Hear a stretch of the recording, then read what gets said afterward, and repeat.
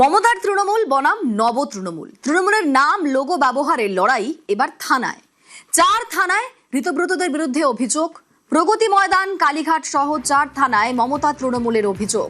বিনা অনুমতিতে দলের নাম ব্যবহারের অভিযোগ। আমরা 22শে জুন আমরা একটি মিটিং করে ন্যাশনাল ওয়ার্কিং কমিটি এবং ওয়ার্কিং কমিটি আমরা তার সিদ্ধান্ত নিয়ে ফেলেছি। অরূপ রায় আমাদের চেয়ারপারসন, তো সেইটাও আমরা সিদ্ধান্ত নিয়ে ফেলেছি। তো সেই কারণেই আমরা এই মিটিংটা এখানে করেছি তৃণমূল কংগ্রেসের লোগো নিয়ে। এতে তো কোনো অসুবিধা নেই কোথাও। ওনারা বলছেন এটাতে নাকি প্রতারণা করা হচ্ছে। সেটা ওনারা কি বলছেন ওর জবাব আমি দেব না। আমরা সঠিক পথে আছি এবং যা করছি সেটা আইন মেনেই করছি, এটুকু আপনাকেই বলতে পারি।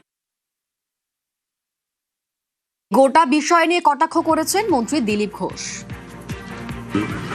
যে মেজরিটিতে আছে পার্টির সেই তৃণমূল, কি যার বাড়িতে অফিস ছিল সেই তৃণমূল, যে যেতেই নি সেই তৃণমূল, তো বোঝাই যাচ্ছে না। এখন ওটাই চলবে, কেস কাচারি আর ওই প্যারেড চলবেই। যে পার্টি অফিসই খালি হয়ে গেছে, তো লোকসভা বিধানসভার বেশিরভাগ সদস্য চলে গেছেন, তো সেই পার্টির অস্তিত্ব আছে কি?